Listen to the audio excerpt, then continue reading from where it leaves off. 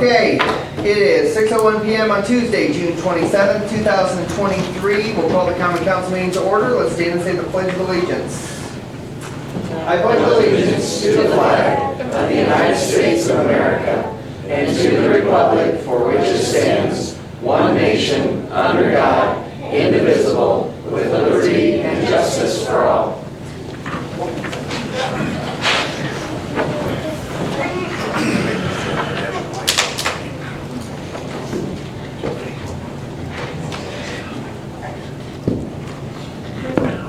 Roll call, please. Leold. Here. Margaret. Here. Middleton. Here. Crowder. Here. Romano absent. In front of you are the minutes from our last meeting on June 13th. Were there any changes or corrections? Hearing none, can I have a motion to approve? So moved. Second. Motion by Ted, seconded by Dan. Further discussion? All those in favor show by the usual sign. It is unanimous of those present. Next up, we are swearing in our new police officer, Gary All right. and Rosie. Thanks, Mayor. We've got Officer Justin Cornejo, he's a lateral from Garrett PD.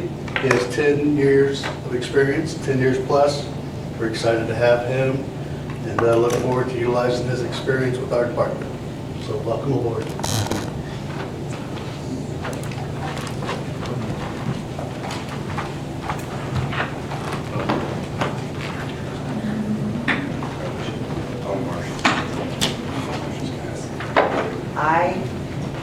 I, Justin Cornejo, Swear that I will support the Constitution of the United States, swear I will protect the Constitution of the United States, the Constitution of the State of Indiana, the Constitution of the State of Indiana, that I will faithfully and impartially faithfully and impartially discharge my duties discharge my duties as a police officer as a police officer of the City of Columbia City of the City of Columbia City according to the law, according to the law, to the best of my ability, to the best of my ability. so help me God. So help me God.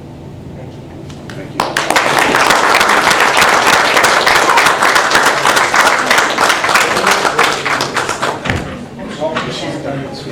you all.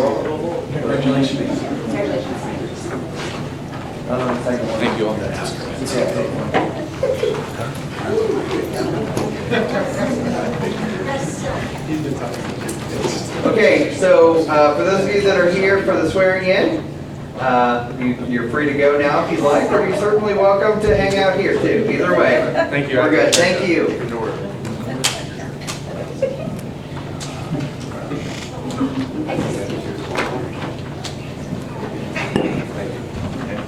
Okay, next up is the compliance with statement of benefits, and actually, I think it's on the 22, because I think we already approved them. Okay, good.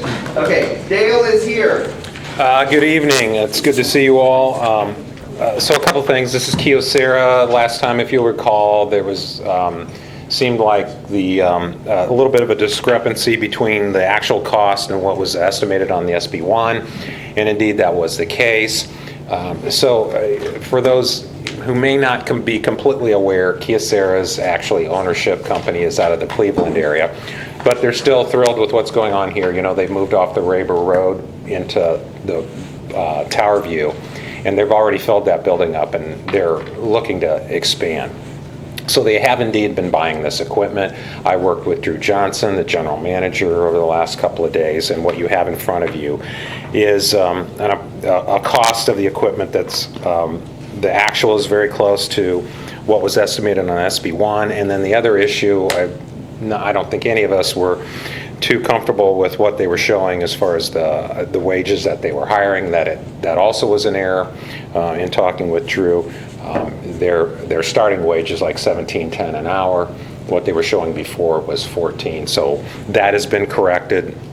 And again, Kyocera is doing very well in the medical device field and components. So I'm pleased to say that this is a cleaned up version, and Drew will be working more closely with his CPA or accountant in Cleveland in the future to make sure we don't have to come back a couple of times for this. But I'm pleased with how responsive he was, and we were able to get that done in the last couple of days. Council, questions, thoughts? Obviously, this is the third time you've seen it, this is. Yeah, thank you for Yeah, clarifying some things. Yep. Yeah, we were, yeah, no, but yeah, the one before was kind of a head scratcher, and so this is cleaned up. And I mean, he sent me the invoices for all the tooling, so and the equipment, it has been purchased. Any questions from the council? All right. Not now? No, all right, thank you. Thank you. Okay, do I have a motion to find Kyocera SGS Specialty Tools in compliance for their 2022 abatement and grant an additional year of abatement? So moved. second. Motion by Jenny, seconded by Tad. Further discussion? All those in favor show by the usual sign. It is unanimous of those present. Thanks, Dale. Thank you. Okay, next up is resolution number 2023-11. Do I have a motion to read by title only? So moved. Second. Motion by Tad, seconded by Jenny. Further discussion? All those in favor show by the usual sign. It is unanimous of those present. Please read resolution number 2023-11 by title only. Ordinance 2023, No? Resolution 2023-11, a resolution of the Common Council of the City of Columbia City, Indiana, to support legislation to establish Indiana driving cards. Marcia, I know you worked on this. Do you want to point out, because I know one of the things that the council has talked about in the past that was really important, so hopefully I'm not stepping on Marcia's thoughts here. But the second to last whereas on the first page of the resolution there, where driver cards would provide easily recognizable and distinguishable identification that will not be valid for voter identification. I know that was one thing that was important to the council. It was also talking about safe roads. That was something that was in there. The improving public safety and driver's test and all that kind of stuff was in there. Marcia, was there other things that you wanted to point out? I don't think so. I mean, hopefully I hit on the high points. Yeah, so Marcia and I kind of worked on, based on your comments and thoughts, and tried to put together, and I shouldn't say we, Marcia put together a resolution that I think encompasses your thoughts from previous meetings regarding this. So, council, do you want to discuss the resolution ahead of, or in front of you? So I know there was one thing that I was looking for when I was reading through this about that, and I think, it's down here. That if they get this certification, that they will, I can't remember what we discussed in detail, but that they would be able to, That they would go after their residency. or their citizenship, yeah. That's what I was looking for in this. Yeah, that was one of the things when I'm reading through the documentation I received, you know, we're giving these people the right to go ahead and drive, but they're undocumented, they're here illegally. And one of the comments was, well, if they're scared, they're gonna, if they do get pulled over, they're gonna be deported. Well, if they're illegal and they're undocumented, yeah, they should be deported. This is my problem with this whole thing, is I think the resolution's got some great wording in it, and I respect the people that are trying to, you know, be here, but at the same time, they're illegal and they're undocumented. If they would go through the process of, or start the process of being a U.S. citizen, I have no problem with helping them with that. But a lot of these people are not, and we're giving them, they're entitled to a driving card. I have a real problem with that. The other thing is, we have enough trouble with American citizens. Once you get insurance, a week later, they cancel it. So how do you maintain and understand that even though they might have insurance when they get the driving card, how do we know that they maintain the insurance? Because there's still a strong possibility if they don't have money to maintain a car. Well, first of all, how does an illegal immigrant get a car without a social security number and without an income? You know, I know some people that don't have a driver's license, and if they're fortunate enough to work, they get a ride. They have a ride with somebody until they become financially stable enough to achieve that. So, yeah, my problem with this, I respect the people, but at the same time, they need to respect the United States rules as far as becoming a citizen here. And the key words in this document that I have here are illegal, undocumented. If they become that way, I have really no problem helping them with that. But I'm struggling with this bigger than life just because of those two words. And like I say, the resolution's got some great wording in it, but I'm having a real problem supporting this because of those two factors. I think part of it, though, is we're trying to protect our citizens also, because even if they're immigrants right now, a lot of people are driving out there without driver's license and they don't care. You can go buy a vehicle, whether it's on Craigslist, any of the marketplace, any of this place for cash money. Like, no one checks to see if you have a driver's license or checks to see if you have insurance. Like, you just go buy it from a person. Like, I think with this, it has great ideas and great things out there for the illegal immigrants to have a driver's license, quote unquote, so they're doing the right thing. But I agree that they should go into the process of getting their citizenship. But it's also safeguarding the citizens if they do get an accident, that they have insurance, they're held liable versus the citizens always have to, it's a hit and run, or this person does have insurance, so my deductible's going up for it too. So it's kind of helping out both our citizens and the immigrants wanting to actually do the right thing. Well, that's doing the right thing. You know, I mean, we got enough trouble with our American citizens, you know, canceling insurances after a week or two after they show everything's great. How do we have trouble following back? So how do we follow when an illegal immigrant has it and then says, oh, hey, I can't afford it? So how do we keep that in check? I think in my remembrance of the presentation, I believe what the legislation that was being proposed at that time said that every year that card had to be re-upped. So therefore, at least once a year, they had to have insurance during that time frame. I'd also say, I guess in some ways, is I think it's a misnomer that, you know, undocumented or illegal immigrants don't have work. I think there's plenty of people that have plenty of work, so to Jane's point, I think finding the car is not as big of an issue. I do recognize the fact that it is the intention of this council that, and rightfully so, that individuals who would go through this program, if you will, would get in line, if you will, for citizenship, understanding fully that citizenship is not Ted, you talked about it, right? Citizenship is not a 2-month process. It's a multi-year process that goes along the way. You know, at the end of the day, I do think in some ways it does create a documentation for these individuals.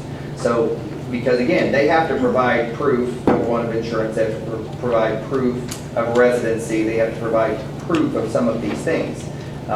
It does take them, you know, again, it doesn't provide them, they don't become citizens automatically, but I think the kind of the idea of, I mean, it does create a little bit more documentation, if you will, of what the process is. And I do think, again, and maybe we tweak the resolution to say, like, that within a year of getting the driver's card, they have to, you know, they have to sign up for, you know, to get citizenship or whatever the case is. But I feel like that was in the original legislation anyways.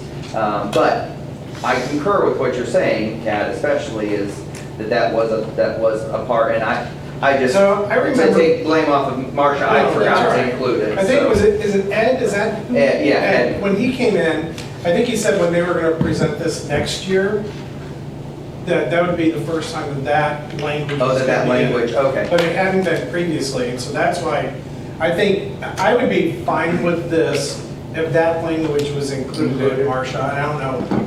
You have to do your How much own. time do you want? That within 1 year of acquiring the I mean, Yeah, I and think again, that's that is fair. that is the opinion of the council that Yeah. within a year of getting the driver's card, that, I don't think that's unreasonable. But this is just a resolution from Columbia City. It Sure, doesn't yeah. say what the state's going to write. sure. At But least it it's does documented outline what your we feel, intention yeah. as to where the council, if you will, would be on that matter. Well, but again, it's not just walk in, I'm here to get a card, thank you, Sure. thank you, goodbye. They still have the requirements of a driving test, a road test, a vision test, proof of insurance. And again, you know, the 12-month period to start the process to become a U.S. citizen, you know, I think again, it's a starting point. Okay, and I totally understand that there's, you know, that there's things that happen that the DMV does, if they don't know it, you know, they're going to still process it as long as it looks legal to them. And and this is strictly a resolution for, clarify, I guess, a resolution is for just the city or So all the resolution, I'm sorry. Go ahead. No, it's just support. support, okay, so it doesn't have boundaries to it?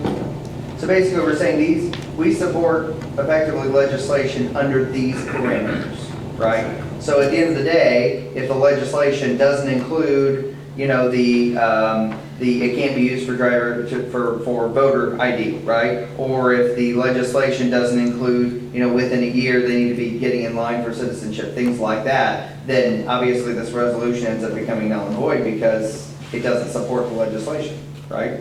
And the legislation has to fit within the parameters that our resolution says, or it's null and void. So who monitors the activity that the things are being done? What do you mean by That that? would be the license branch. The license branch, if this is adopted, the license branch is actually gonna have to check in it every single year because their card would expire Okay. after a year. So it's like a checks and balances because it doesn't, you can be an immigrant, like there's immigrants now driving without driver's license whatsoever and it doesn't stop them. Like Right. these are the people wanting to do the right thing and start the process. Right. Okay. So, Dan, I'm not trying to discount you, obviously, but what I think I'm hearing is if it's the intention of the council, or at least the majority of council members, that you want to have the within 1 year, need to get in line for citizenship kind of a thing, we can have Marcia put that in and bring that to, I guess, the next meeting. Dan, I know you're not going to be at the next meeting, so we can delay it if you'd like or whatever, but am I picking up what you're putting down on that scenario, that you'd like to see that? I would agree with that. Yeah. So if they're, a year from now, they're in a different state, does it become null and void this because they're no longer in the state that the resolution is? I was gonna say, I mean, keep in mind that the legislation would be going through the Indiana legislature, so if they move to Missouri, well, let's see another state. If they move to Maryland, then they have their own, laws, if you will, regarding the driver's ID. Yes, so they'll have to go through that. Yes, so it's a completely different process. This is only for within the boundaries of the state of Indiana. Yeah. And keep in mind, again, our resolution is only we support it under this premise. Yeah, under these conditions. Like I said, I'm still, I understand where that's going. I'm still struggling with the illegal documentation. I mean, that's a year, I'm sorry, that's a long time for something goofy to happen here. I'm all about safety. I want to make sure our citizens are safe, and I want to make sure they're safe, but I'm still struggling with, go through the process right now. Go through that, get it done as soon as possible. Then I probably could better understand this, but I don't know, I'm just having a problem just giving all these benefits to these people without earning anything. But I think, again, I heard you say, just to start the process, doesn't mean you're going to have it finished in 30 days. It could be. No, it's a long process. 4 years. Or years. It took So- my sister-in-law, I think at least so- a couple years. They wouldn't have the opportunity to do what the resolution says if we put that in front of the resolution that says you must be a U.S. citizen. No, I'm not saying they have to be a U.S. citizen first. I'm just saying when they come across, that they become documented and become understanding, what all the process is to be allowed to be here. And so that way they don't get deported and that. I mean, once they're documented and understood who they are and why they're here to be free, great. I have no problem supporting those people with that. but just to give people, I don't know, that's too much of a liberty to me before assuming the responsibility of starting the process. I'm curious to know how long they have been here. Can you tell us? Excuse me. Are you saying in the process? Like, No, been here in Indiana. How long have you been here? so if any of you were not born in the United States or in Indiana, I think they were asking, any of you have not been born in Indiana or the United States? No, No? we're coming from Mexico. You come from Mexico? Okay. How long have you been here from Mexico? 3 years. 2 years? 30. Oh, 30. 3. 30. 30. Yeah. 30, okay, okay, I'm sorry. Okay. 28. What? 28. 28, okay. 27 and 27, okay. 20. But you haven't started the process to be a citizen? Art? It's not easy. Yeah, It's not easy. We are coming just for us for job and for opportunities because we have families and we have good families. I am mom of 2 DACAs. They went to the college, but they didn't have a DACA. So my husband and I, we have to work hard to pay the college. We are not asking for nothing free yeah. because we pay the college. After that, the DACA came and they applied for it and they went to get a master's degree in Ohio and Penn State University. So we are families, good families, we are working hard. We want to do the right things, but it's hard. If we can get this law, we can drive safe. But if we don't have any way, we have to drive because we have to eat, we have to get food and some. So it's hard to get a citizen. Thank you. So how have you been getting around all these years? We asking for our neighbors that they could drive and they take us, but we pay the ride. Right, Take me to the groceries, take me to the job or something. okay. We knocking doors, take us, but sometimes it's hard because in an emergency, Yeah, we have to do it. okay. Thank you.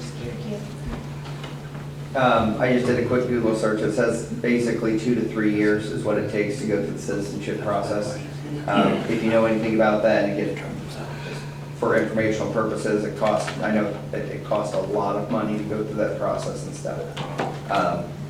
Again, just as information. So I get it. I understand fully again where you're coming from. I do. And I'm, again, I don't support it. Sure, I understand that. I understand that. Follow the rules Yeah. that we have set. Yeah, That's all I want to see with this. sure. So,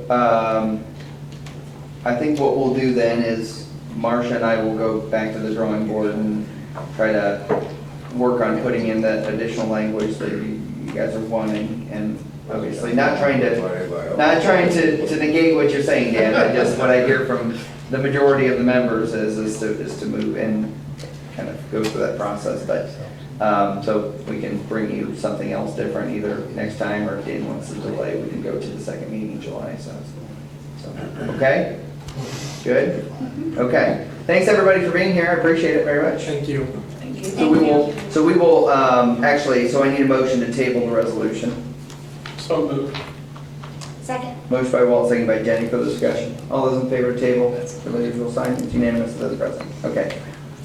Okay, next up, we're moving to short-term disability, amendment to the short-term disability leave policy. Beth. Beth, we don't get to see you very often. I know, it's exciting to be here with you. Thank you for letting me come, so. It's on now. Yeah, I turned it on, thank you. Good evening, by the way. Thank you. Good evening, Beth. I bring before you, I think it's in your items there, a amendment to the short-term disability leave policy that we have. And this comes as a recommendation from the Wellness Committee. We've been working on this several months. And as we work on it and get language, I take it then to the department head meeting and make sure that they see the language, and then whatever changes they'd like to see, I take it back to the Wellness Committee. So if you take a look at the short-term disability leave 5.1, the first change would be under 5C. So currently, this short-term disability time is also considered our sick time. So the idea of this is that hopefully they can save it as a short-term disability that they might be able to use to be paid. Basically to bank it. if To bank it. something catastrophic happens. Right. However, there are other things that happen. So that's kind of where this language is coming in. And so 5C, we have that we took out the who resides within the employee's household for the child, and then a stepchild, we took out who resides within the household. So we took out that, and then we added the word dependent. So it would read, family illness or doctor's appointment of a child, stepchild, dependent spouse or parent. So that would be the first change. One way to think about this, just so you're aware, is obviously we do the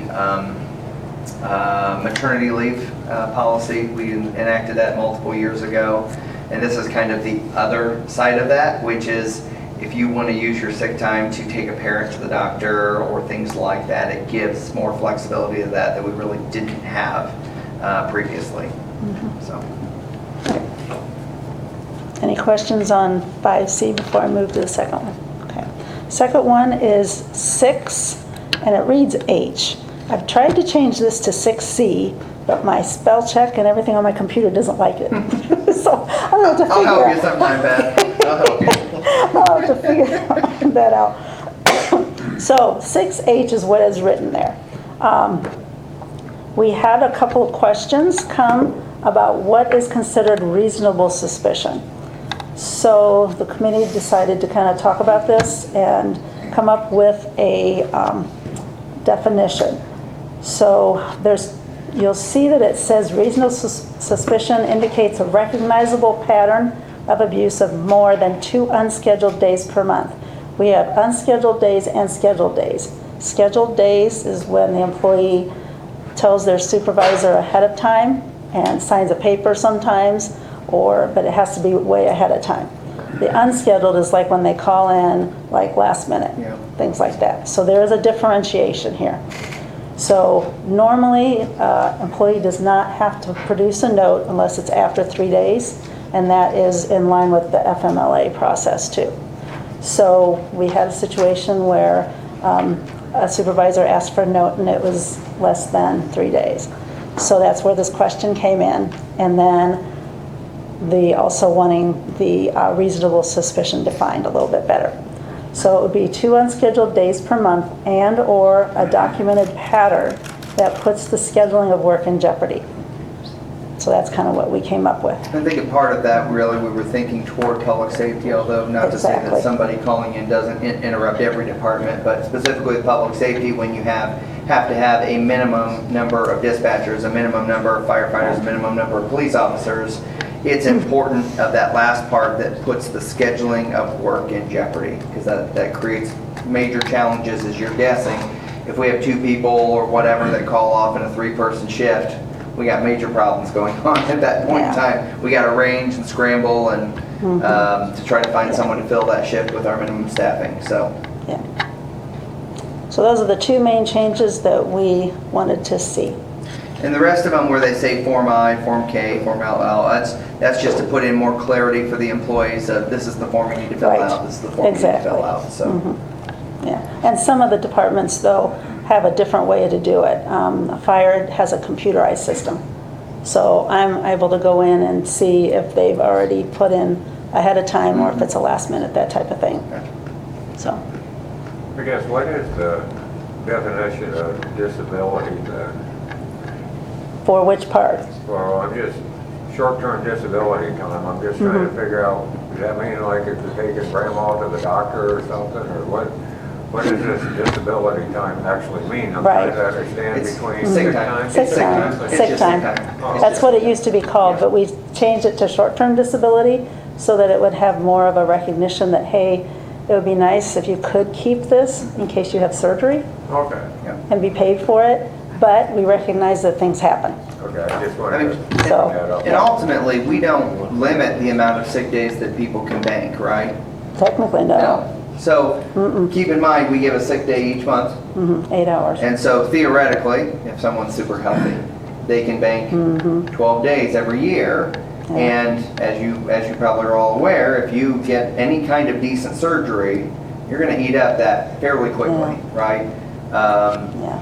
So I think it is an opportunity that our employees have, that they can basically get full pay with their short-term disability / sick days. They can get that full pay as they've been banking it over time. Now, for someone who burns it as soon as it comes in, then they're kind of up a creek at the time they have a surgery or something like that. Now, we have FMLA, that's, federal laws, we obviously Right. follow all that stuff, but there's a difference with this specifically. Do you still have potential for some employees to maybe, if the person didn't, use it, Yeah. if another employee may be able to give some of their sick time to somebody? Yeah, we do allow donation from There, what I employees was to, at. yes. Up to a certain That amount. was still, Yep, I don't remember what that limit is. I think it's Do you remember? 40 Is it 40 hours. hours? So, So, yes, per there year. is, it's limited, but yes, we do allow that in those circumstances, sure. Yeah. And Beth, maybe as a recommendation from what Danny said, we could use short-term disability / sick leave. So Oh, it to doesn't change look like that. it's just Oh, disability. yeah? Because To you just clarify said it. it. You just said it. Yeah, short-term the slash, disability yeah, / slash. Okay. I think it's, I mean, Yeah. it is, to that point, I guess, it is easier for individuals to understand. I'm not Right. trying to insult your intelligence, Dan. That came out wrong. But it is because people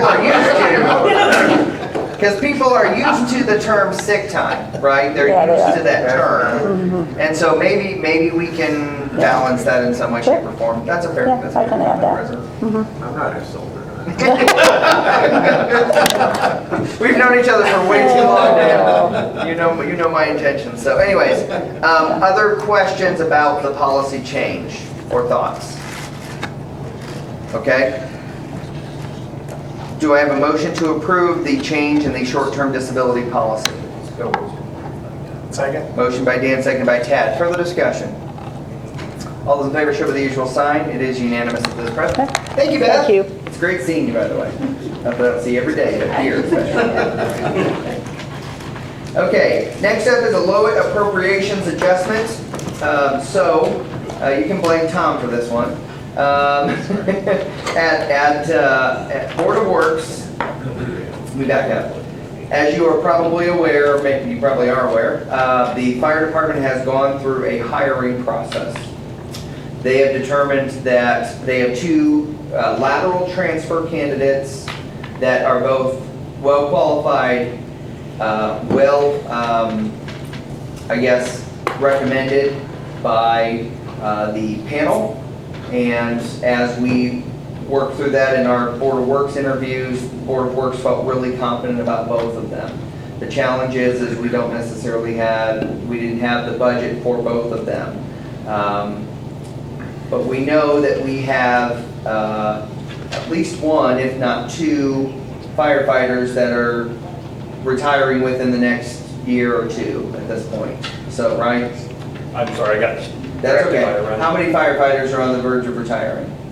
Like, when we say verge, we mean like they've signed up in the drops program. One so far. One so far. So the point is trying to figure out, okay, so this is a golden opportunity where we have two laterals, where we don't have to send them through, but we don't have to send them through the fire academy. We don't have to send them through all that training. They have all those skills. It's a fairly quick onboarding process, just getting to know our community. If they don't already know, which actually I think both of them, are they both Whitley County residents? Yes. So again, kind of a good opportunity. So Rosie and Tom and I sat down to kind of look at the budget, look at where we could scrimp and save, look at where there's additional dollars that aren't appropriated, things like that.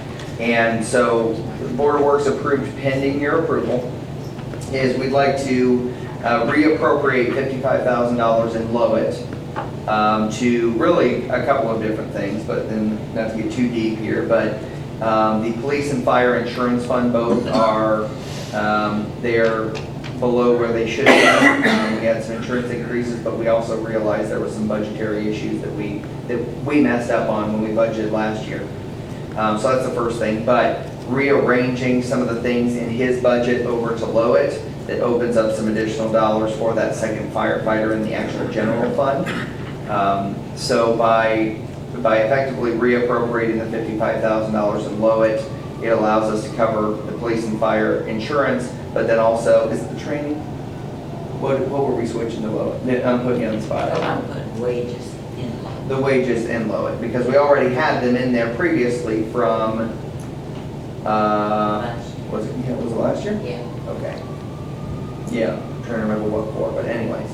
So I guess Tom, myself, Rosie, et cetera, are coming to request a change of appropriation, if you will, in Lowit of $55,000 to cover that second firefighter that again gives us that ability to keep a lateral transfer that frankly has a decade of experience.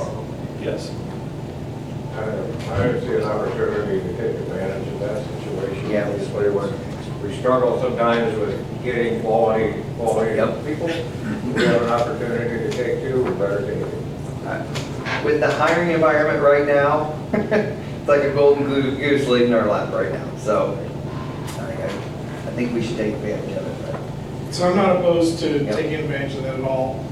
How will that affect the next year's budget? Will that 55,000, I guess what I want to make sure that we're not looking at that 55,000 add back in like, oh, well, we're going to raise our budget 55,000. Yeah, and actually, yeah, so keep in mind that the 55,000 also includes the insurance pieces, so it's not all wages, okay?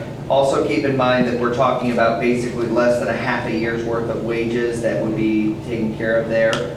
And that they would also be on a probationary period during that time, so they don't get the full-time regular firefighter wage until their 1 year probation is up. Obviously, it comes down to a budgeting thing for us. As you're very well aware, we are working through the budget piece right now for next year's budget. The other thing to kind of keep in mind is, again, as we've done in past years, we have the excess levy appeal that we've done multiple years now because we are ahead of, we have the population growth and the AV growth comparatively. Not because of the assessments, but because of the growth that's actually happened. So we are going after excess levy appeal again that next year, which again gives us a little more wiggle room. But to me, as you're all well aware, the highest part of our budget is our staff dollars. But the other side of that is the main thing that we do for our citizens, right? Public safety, and you know, the services that our staff provides. So I can't give you a great answer outside of saying that we are taking it into account in the 2024 budget year, that will build that into the budget itself. And if we hit a snag in the actual how we have to budget things, then I think Tom would tell you, I don't want to speak for him, but I think Tom would tell you that he would much rather have a person than have something else fixed or repaired or bought. On that. You have to ride your bike to, That's right. Fire We'll put a little bucket of water. I'll be there soon. Ever since I've been here, Tom's been asking for more help. Yeah, I know. So, Well, and how long before the person who's retiring, before that salary comes off the books? March of 25, I believe, is when he's slated for, so it'd be March of 25 before he's slated for, to go off of the drop program. So it'd be the following year, not next So year, it's but next It's year. a long. It's yeah, it's give or take a year and a half away. But I think they touched on training and certifications. Sure. The things that they bring to the table is an expense that we're not going to have. Sure, I understand. And that's gonna help subsidize the following year's budget. That's where we'd have to add more money to. So again, it's kind of work in progress, as we know. I agree that with Dan, that, you know, we have an opportunity and to bring 2 qualified candidates in to hit the ground running.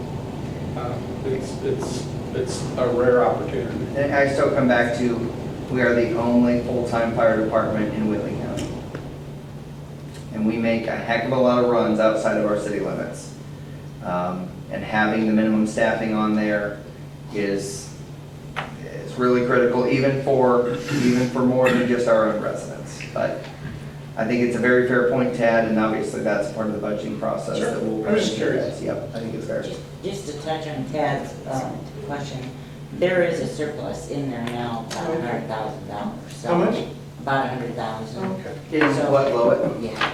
So, and chances of them spending all their appropriations this year is pretty slim because, Don't tell them that. well, they just aren't gonna spend all their. Pizza party every Friday. So it's just kind of a cushion. Yep. Yep. So effectively, we didn't budget all the money that we were bringing in, to be clear. Any other questions from the council? Okay, do you need an official motion? Okay. Can I have a motion, can I ask for a motion to approve a reappropriation of $55,000 in Lowit? So moved. Motion by Tad, seconded by Dan. Further discussion? All those in favor show with the usual sign. It is unanimous of those present. Thank you for your support on that. Thank you. Department head reports. Chip. Last Friday, I got to meet with the Home City STEAM group, and it was very interesting. They built small towns and got to ask questions and cut ribbons with them, and I was very grateful that the mayor allowed that. Other than that, I have nothing else. Questions of Chip. Did you sense sarcasm in that? Actually, it was. That seemed very genuine. It was very fun. Thank you, Chip. Sean. We completed most of our installation of permanent service at the Whitley County Jail. We need to pull some wire and set the transformer when they're ready for that to be set. But other than that, we've got everything buried, so that's good. All the construction going on there. Our North Substation entry project is quasi-complete. There's still a few pieces that are on back order on that project, but we do have it up and operating properly. It was really nice. We had to use it already where we shifted load from one feed to another just by switching 2 handles, which used to be an hour or 2 hour process. So that's going to be nice to have. We did work out a deal with Bones Theater. Thanks to Chris at Bones for working with us on that, where we were able to get a backup feed to both the jail, the Bones Theater. Everybody in that area now has a backup feed. They let us go across their property out of their transformer to feed to another junction box, so there's a little redundancy for everybody in the area now, so we appreciate that. Working at Bowen, the new Bowen Center, we have the temporary service installed. We've got the road board at 205, and we're working on moving some boxes because the driveway they're putting in is not in the location that they thought it was going to be in, so we have to move some of our street lighting, but we'll have that done by the end of the day tomorrow.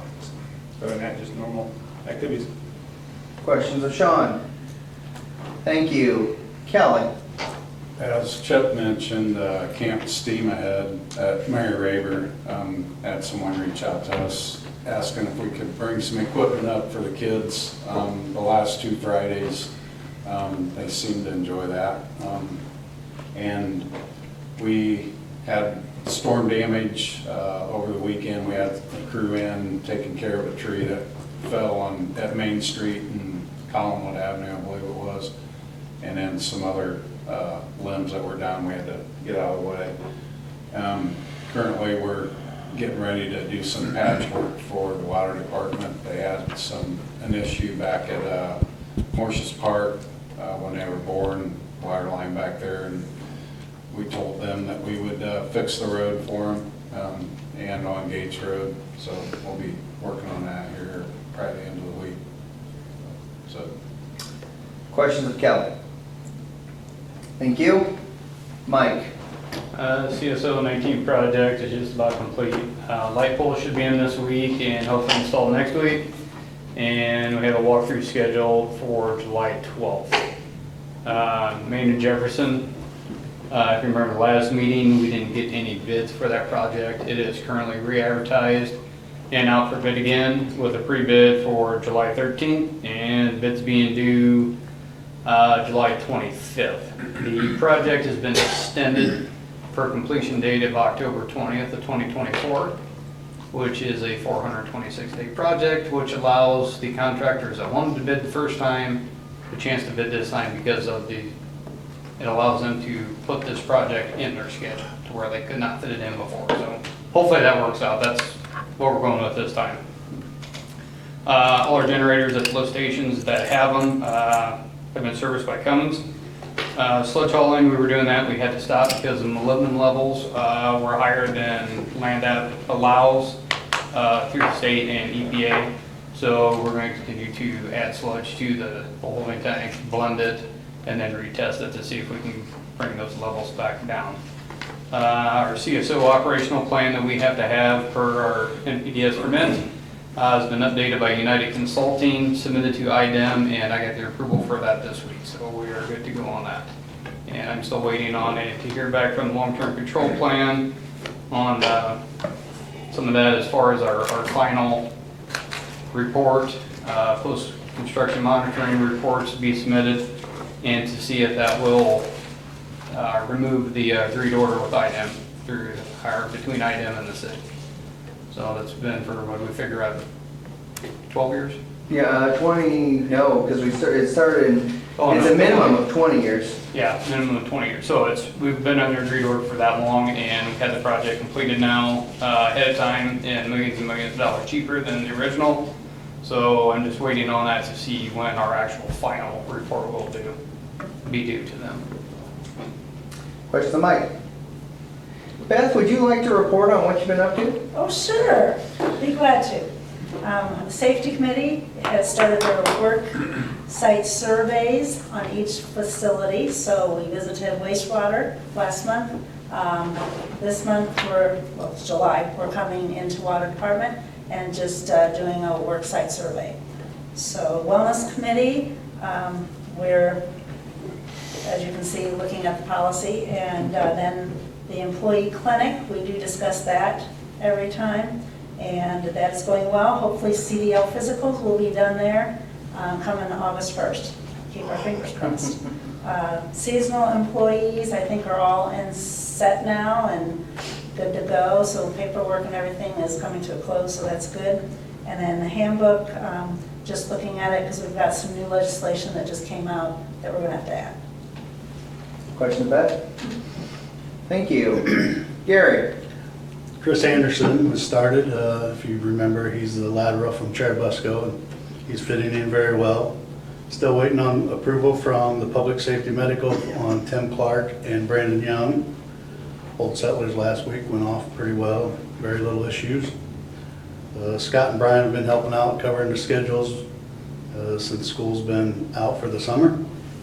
We've received 10 applications for their current process, that we have one position available currently. The process closes at the end of June, so hopefully we get a few more than the 10. Had another successful drone incident. Cherubusco requested our assistance. They had a subject run from a vehicle and requested drone pilot Brandeke to make the scene. Once he made the scene, he got the drone in the air, was able to locate the subject probably within minutes. Directed the officers to the location, the subject location, was able to get him into custody fairly quickly, so great job, Officer Brandeke. Dispatch, Savannah Fettig is doing well and is really loving her job here at Columbia City, so glad to hear those things. You talked about the $100 surplus. Tom's getting 55 of it. I'll request if I can get the other 45. Good one. Just throwing that out. Questions of Gary? Keep the show moving. Thank you. Matt? We had to move the bleachers up for Old Settlers and take them back Saturday night. We also finally got the recirculating pump in the pool heater, and that's been going now for probably about a week. We hosted this last weekend a tournament for On Turf, and it was one of their biggest ones they've had in the last probably 3-4 years.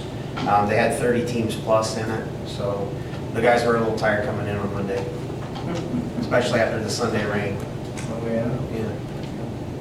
That's it. Questions of Matt? Yeah, you want to talk about July 3rd? Oh, July 3rd, yes. We're getting temporaries out. Sean came over, electric department helped set a new pole, gave us some access to, they trenched, gave us an access to the hand box so they can hook up to that and give us more power for the vendors. We currently have 11 vendors. That's 3 more than we had last year. And stage is set, and fireworks ready to go. Thank you. Gary, as long as you don't ask for money. That's right. No, all right, I guess never mind. No. I was talking to Matt earlier, discussing the fireworks coming out. We're gonna try to get some signage up that says, use both lanes, and then an east and westbound, so hopefully they get in the right lane, so it's a lot easier to get people out of the park. So we're gonna try to get some signage up there to make that much more easier. Yeah, that's a good question. Dan asked, I knew it was coming. I won't put no parking sign on, like we did the one year, I won't put no parking on the side of the fire hydrant. So, On the fire hydrant side? yeah, Okay. so that's what I did one year, and I think it worked out great. As long as there's a lane of traffic that can go through Columbia Shores. Oh, everybody will be yeah, happy.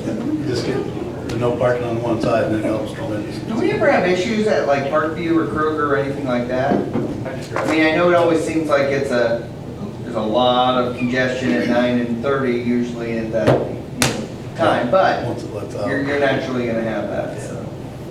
the lights kind of control all that. Yeah, okay. Thank you. Mike? You guys have been changing meters again this month, and then we had 2 new services this last week. Plus, about 3:30 today, the water plant went down. It's not running automated. We have to turn the wells and pumps and all that on by hand, and kind of keep an eye to make sure we don't run the towers too low, but we were full when it happened, so we should be able to make it for 24 hours. And hopefully Peerless will be in the first thing in the morning and get it figured out. So to be clear, water is safe to drink. Yeah, nothing to do with that. It's just that Water is available. it's just But the that automation is down. it does not automatically turn on like normal. The pumps. Questions of Mike? Okay, thanks, Mike. Tom? Dad, that was funny. Mike's out there all evening. Parts from 105 are finally here. Adam's gonna come get it tomorrow and get that repaired, so you'll finally hear me shut up about getting that truck fixed. No, we won't. Yeah, not really. Old Settlers went pretty well for what it is. There was a few hiccups, like Sunday morning, they had a lot of their trailers still out in the street that the guys ended up going out and getting some breakfast and coming back before they washed the street. So we'll deal with that and a few other issues that we had this year. We'll get it taken care of and get it back in order. Hydraulic rescue pump on 102 is leaking. That's kind of a big deal for us, but not for the community. We do have 2 others that aren't fully functioning. It just makes it so if the guys end up having to use 102 for anything, they just have to be aware that they have to get one of the other trucks to use the rescue tools. We'll get it fixed and up and running. Other than that, things are going pretty well, and I thank the council tonight for their support. Questions of Tom? Thank you. Marcia? Rosie? Nothing. A couple of things for your information. This week, actually tomorrow, Chip and I have a meeting to talk Westgate with our engineering firm to kind of see what the second and third phase is going to look like. Community crossings is due next month, and so we want to try to get the next phase of Westgate squared away so that we can go and apply for it and get our ducks in the line, if you will, there. So, so we'll be doing that, and hopefully we'll have good information. I'm not super positive about that because every project we've had in the last year and a half has came in over budget and, longer time. So a lot of that's obviously an exaggeration, but still. Tuesday, the 4th, obviously we're closed for Independence Day. The 3rd, our park staff will be, and police and fire will be very, very hectic down at the park, but good stuff there.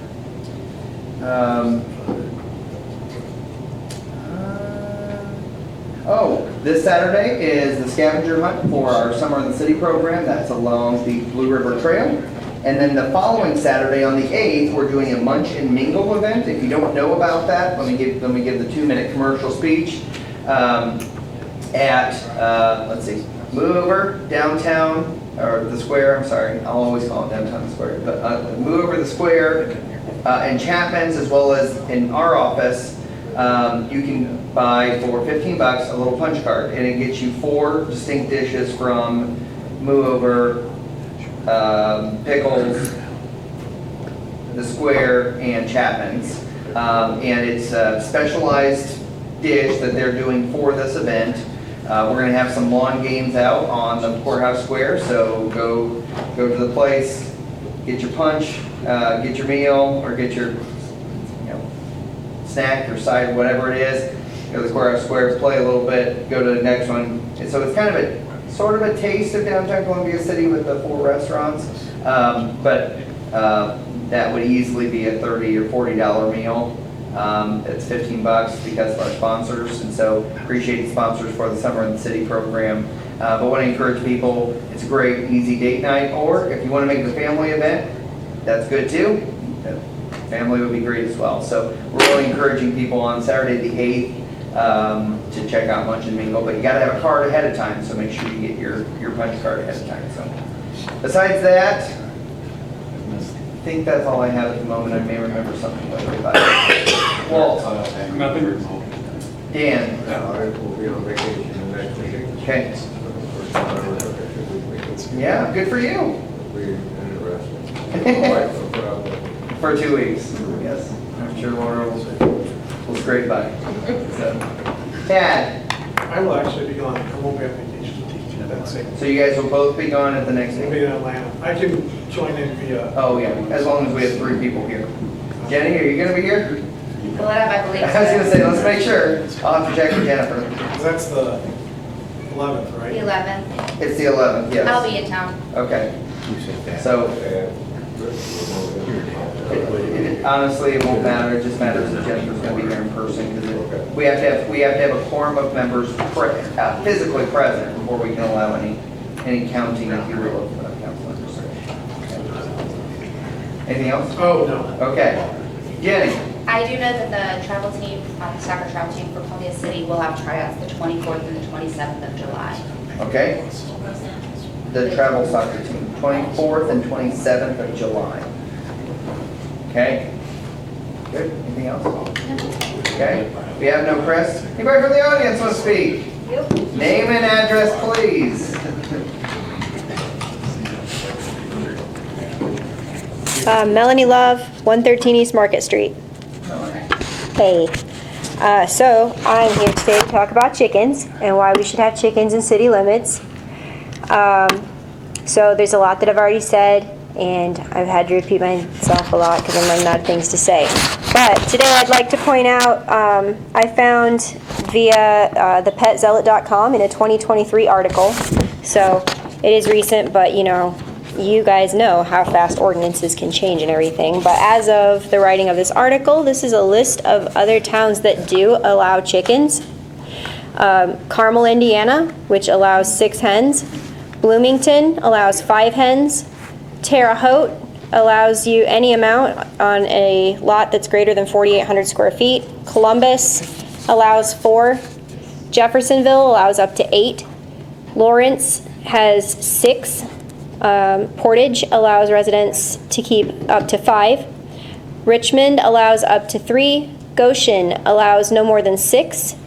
Plainfield, 2 acres of land required to keep chickens. Valpo allows a maximum of 4 chickens per parcel. Michigan City says that you have to keep your chickens within 200 feet or out of 200 feet of your neighboring homes. Zionsville allows chickens with no maximum number. Brownsburg has a permit for up to 10 hens depending on your property size. Clarksville, backyard chickens allowed with no maximum number. LaPorte, chickens, turkeys, and geese allowed. Seymour, Indiana, chickens allowed, and Shelby, Indiana allows 3 chickens per lot. So I'm sure you guys all know a lot more about those cities than I do, because you guys travel a lot and stuff like that. You have friends and neighbors and whatever around there. So we should probably, get with the times. I think it's a very, very important issue, and I think that we have a very unique opportunity as Columbia City to help our neighbors. I know South Whitley, Huntington, Cherubusco, they all kind of look to us, and if we can make this successful, then we can help them get chickens too. And I know that South Whitley desperately needs them. They're even more rural than we are, and they've got some nice big lots. And with the times right now, where everyone's pushing for being more green and helping our environment, this is a huge thing that we can do to help our environment and to give ourselves sustainable food that's in our yards. And this is just a really, really important issue, and it's a very long time coming. Thanks, Melanie. By the way, very good job singing the national anthem at the parade. Anything else? Okay, hearing none, we will call the meeting adjourned. Thank you.